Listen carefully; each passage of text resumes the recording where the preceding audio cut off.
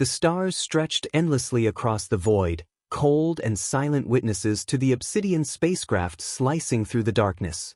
Its sleek, angular hull gleamed faintly with the reflection of distant galaxies. There was no engine roar, no vibration, just stillness, broken only by the tension inside.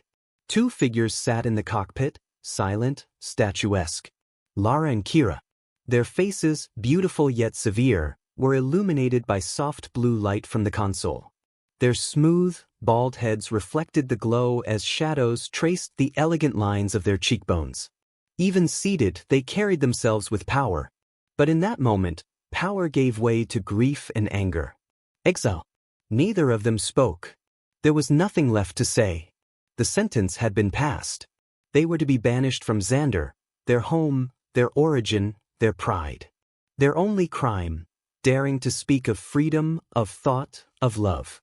On a world where unity was everything, even the whisper of individuality was treason. Lara's emerald eyes stared out at the stars. "I still can't believe it," she said finally, her voice a razor's edge. "They discarded us like we were broken. For speaking truth." Kira's voice was quieter, but no less bitter. "We knew the risks. But I thought, maybe they would listen." "They fear change," Lara snapped. "They fear anyone who doesn't bend to the hive." Their homeworld had been a marvel. Xander was a world of precision, harmony, and order. But beneath its perfection was control. The High Council had ensured every citizen lived and breathed for the collective. There was no room for rebellion, no tolerance for emotion, and certainly no place for love that wasn't assigned or monitored. Now they were hurtling toward Earth, a planet known for its chaos, for its messiness, for its freedom. To the High Council, it was a fitting punishment. The ship shuddered as it approached the planet's upper atmosphere. Warning lights flashed, heat shields flared to life, and the smooth hum of descent became a rattling roar. The sisters braced themselves as gravity took hold. Their bodysuits, living adaptive armor, tightened instinctively, keeping their limbs safe from the pressure. Outside, fire lit the sky as the ship plunged through the clouds. It hit the ground hard. A deep trench tore through a green hillside on the edge of a human city, the craft coming to a screeching halt in a storm of dirt and steam. For a few seconds, nothing moved. Then the hatch hissed open. Outside, humans gathered. Hundreds. Maybe more. Some wore uniforms. Others held recording devices. All of them stared with wide, disbelieving eyes. The air buzzed with murmurs and the click of camera shutters. The people didn't speak. They gawked. Lara and Kira stepped into the light. Their suits shimmered with metallic threads, clinging like armor and yet flowing like silk. They stood tall, warrior's posture, unbroken even in exile. The crowd recoiled slightly, more in awe than fear. "They look like us," someone whispered. "But they're not." Lara scanned the crowd, her jaw tight. "Primitive," she muttered. "They stare like they've never seen stars." "Don't judge too quickly," Kira whispered back. "We're not here to conquer. We're here to survive." Just then, a man pushed forward, tall, broad, with a stern expression and military insignia on his chest. He was flanked by armed soldiers, though none raised their weapons. "I'm General Marcus Briggs," he announced, his voice firm but strained. "On behalf of the United Earth Government, we welcome you. We come in peace." Lara folded her arms. That line again. But Kira stepped forward, her voice soft and clear. "We are not here by choice," she said. "We were cast out by our people. For thinking differently. For feeling." Briggs blinked, caught off guard by her calmness. "I see. Well, we'll do what we can to accommodate you. If you'll come with us, we have much to discuss." As the sisters followed him through the crowd, Lara whispered under her breath, "Do you trust them?" Kira replied without looking, "I trust nothing. But I'm willing to listen." Above them, the sky was blue. Open. The kind of sky that made you wonder what might be possible. The interrogation room was cold and windowless. White walls. Bright lights. A table placed squarely between two opposing worlds. Lara and Kira sat side by side, their backs straight, their faces unreadable. Across from them, a line of humans, military officials, government agents, and scientists with nervous fingers and too many questions. General Briggs stood at the center, arms crossed, eyes scanning every breath they took. They had been sitting here for hours. So, Briggs finally said, "Let me get this straight. You were exiled for having radical ideas." Lara narrowed her eyes. "We believed in something our people fear." "And what is that exactly?" he pressed. Kira answered first, calm and measured. "Choice. Emotion. Identity." Briggs leaned back slightly. "Those don't sound like crimes." "On Xander," Lara said sharply, "they are." There was a silence. A weight in the room no machine could measure. "The collective controls everything," Kira explained. "You are born into a role, a purpose. You live for unity. Harmony is maintained by erasing difference." Briggs looked between them. "And you didn't want that." Lara smiled bitterly. "We wanted to live as individuals. To love without permission. To speak without fear." Briggs nodded slowly. "I see." He tapped a file on the table. "You've been assigned quarters in a secure wing of the facility. You'll have access to translators, cultural advisors, food, clothing. This is temporary until we can assess the full situation." Lara stood, expression hard. "You're not the first to lock us in a room and smile while doing it." Kira stood with her, but offered a soft nod. "We accept. For now." The general didn't try to argue. He just watched them walk out in silence. Their quarters were better than expected, though still far from the open skies and crystalline structures of Xander. 2 beds. A private bathroom. Walls made of dull white panels and a single high window. A screen with access to Earth's information network blinked softly in the corner. Lara sat heavily on her bed. A gilded cage is still a cage. Kira walked to the window and looked out. At least it's a cage with open air. 4 days, they were monitored. Guided by Earth officials and language software, they were given access to news, history, art, and culture. They learned quickly. Earth was strange. Its people were noisy, emotional, unpredictable, and deeply alive. Lara found herself watching old films, drawn to the rawness of human expression. She didn't understand how they could weep so easily, scream so loud, or fall in love in a moment. But something about it felt real. Kira wandered the facility's science wing. She listened to humans debate theories about space travel and quantum physics, most of which were decades behind Xandarian knowledge. But she was intrigued by their ingenuity. Where her people had perfected, humans improvised. One afternoon, they were allowed a supervised outing to the outer city. Not for diplomacy, but cultural immersion, as Briggs called it. They wandered through a crowded marketplace. Vendors shouted in different languages. Spices burned the air. Colorful fabrics fluttered like flags. It was overwhelming and fascinating. At a small stall, Lara stopped. The table was covered in handcrafted jewelry, bracelets, pendants, tiny rings shaped like stars and birds and symbols she didn't understand. She picked up a silver bracelet. It was imperfect, bent slightly, but it was beautiful. "Someone made this with their hands," she said quietly. Kira held up a pair of earrings shaped like falling comets. "They make things not because they're necessary, but because they feel something." The vendor, an old man with a weathered face, smiled at them. "First time on Earth?" he asked kindly. The sisters glanced at each other. Lara spoke first. "Yes." "You like it?" he said. "Messy, but full of heart." Kira hesitated. "Do people here ever feel like they don't belong?" "All the time," the man chuckled. "But sometimes, being lost is how you find what you were always looking for." Lara frowned. "And what's that supposed to mean?" The man leaned forward, his eyes gentle. "Always love." Kira's gaze dropped. "We weren't allowed to love. Not the way your people do." "Well," the man said with a wink, "maybe now you are."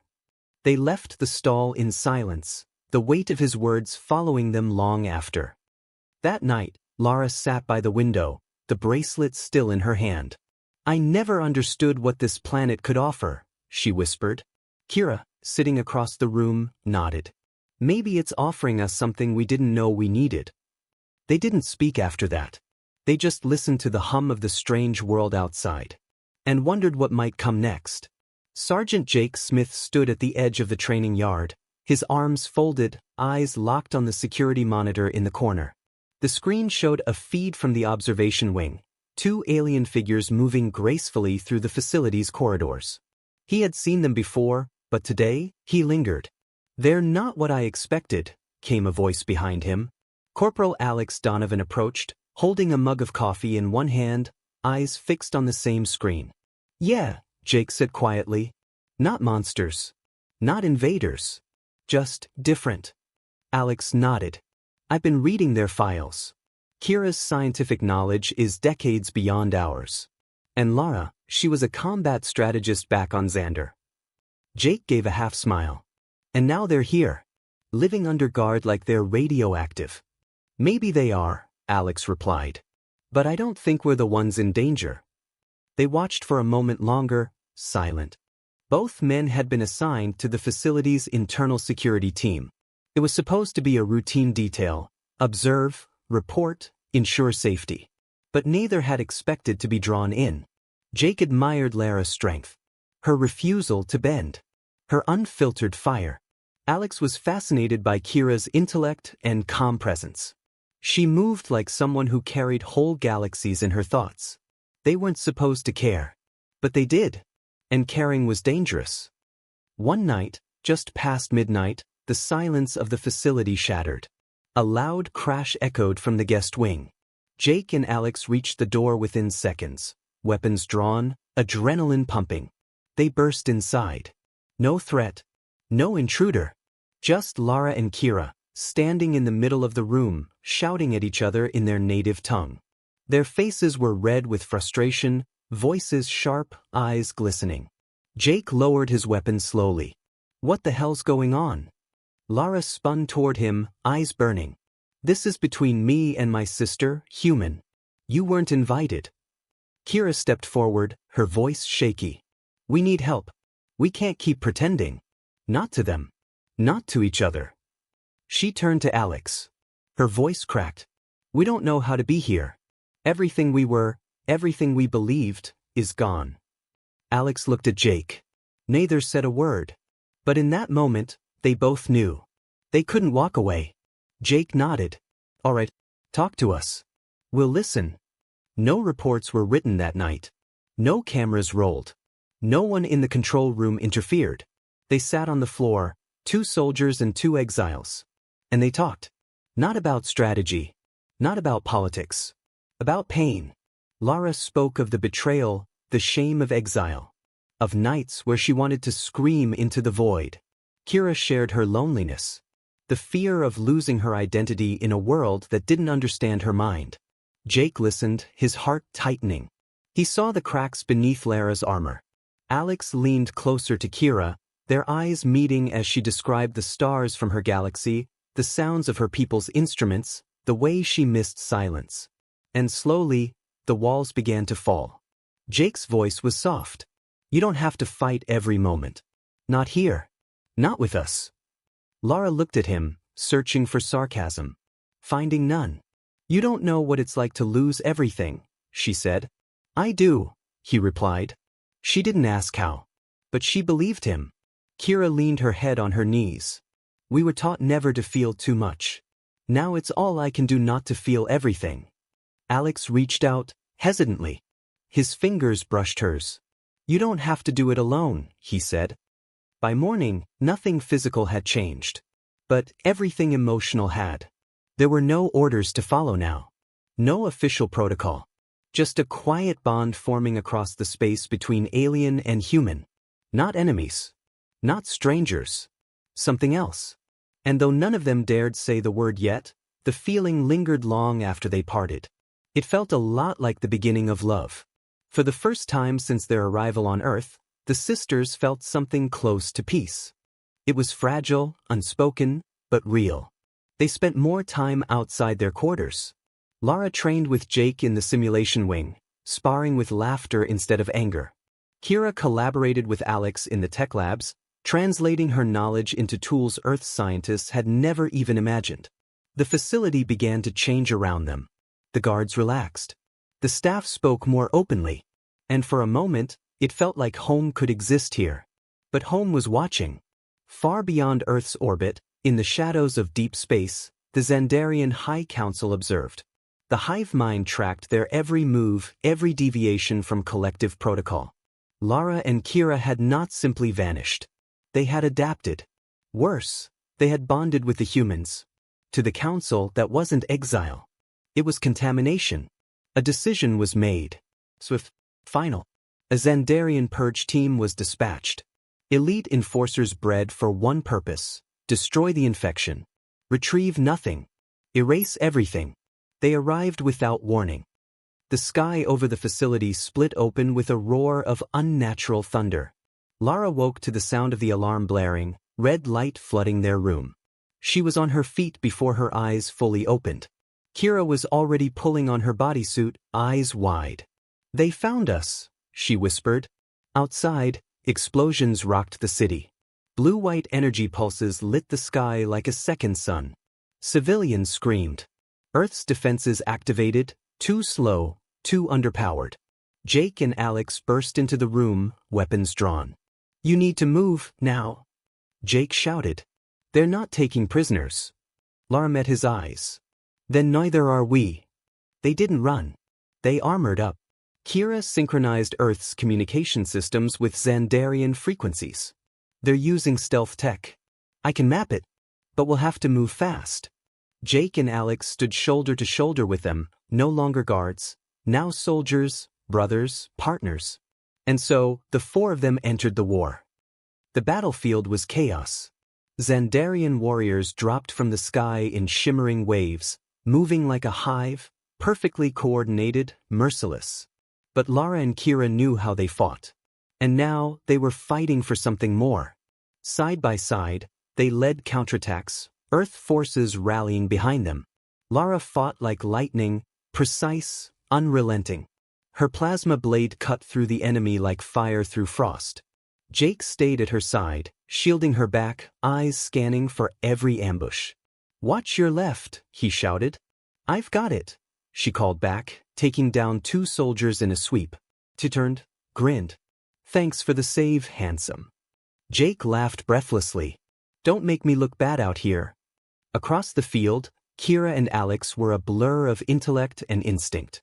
Kira rerouted energy towers mid-battle to overload Xandarian weapons. Alex provided cover, his rifle blazing, his voice guiding Earth's forces through the fog of war. "We're surrounded," Kira warned. "Not for long," Alex replied, throwing a shock charge into the breach. 3 enemies dropped instantly. Their eyes met across the smoke. "You okay?" he asked. She nodded. "With you?" "Always." The tide of battle ebbed and surged. Blood mixed with dust. Earth's defenders fell back, then surged forward again. And in the heart of it, Lara, Kira, Jake, and Alex stood like anchors. Unmoving. Unbreakable. Until finally, silence. The last Xandarian soldier collapsed. Smoke curled into the dawn air. They had won. But at a cost. The facility was in ruins. Fire still burned. The wounded cried out as medics moved between them. But the city had survived. The planet had survived. Jake stood beside Lara, his face streaked with sweat and ash. "You did it," he said, voice hoarse. Lara shook her head. "No. We did." Kira and Alex joined them. None of them spoke. They just stood, for souls pulled together by a war none of them had asked for. The kind of silence that only survivors share. Above them, the sky began to lighten. It was over. Weeks passed. Rebuilding began the moment the fires were put out. The facility was gone, but in its place, something new was rising. Not a prison. Not a laboratory. A home. The United Earth government, for the first time in its fractured history, invited alien voices into its council. Lara and Kira weren't just survivors, they were pioneers. Peacekeepers between worlds. Proof that unity didn't require control, only understanding. Their exile had become purpose. And their purpose had found a place. Lara stood on a hill overlooking the reconstruction site.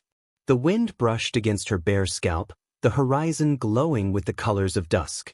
Jake walked up behind her, his hand finding hers like it had done 100 times now.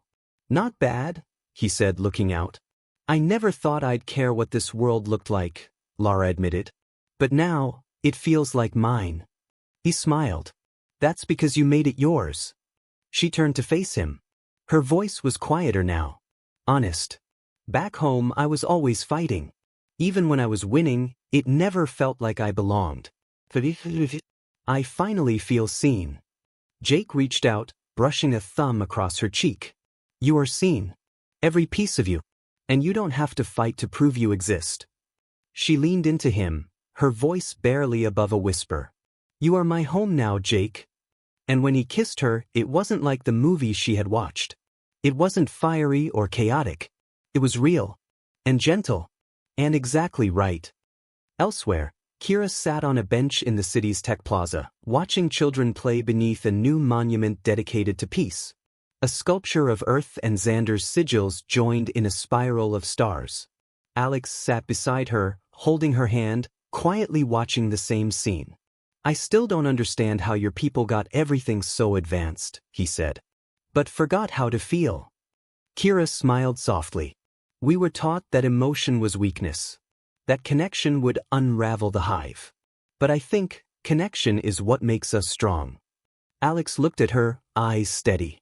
"You unraveled my entire world, you know." "Was that a compliment?" she teased. "That was a confession." They laughed together, like people who knew the weight of silence. Kira's smile faded into something more sincere. "I don't know what the future looks like. But I want you in it." Alex nodded. "Then let's build it. One crazy, beautiful, alien day at a time." That night, all four of them gathered on the hilltop as they often did.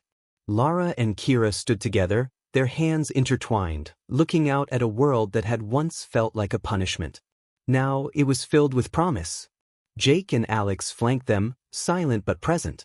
Not as protectors. As partners. As equals. The stars blinked above, distant and familiar. Lara broke the silence. "If someone had told me that exile would lead me here, I'd have called them mad," Kira finished. Jake grinned. "And yet, here we are." Alex looked up at the sky. "Maybe the universe has a way of getting it right. Eventually." The wind moved through the grass. And for the first time, the four of them stood not as fugitives, not as aliens, not as soldiers, but as family. Together. Whatever came next, they would face it not in fear, not in isolation, but side by side. As one.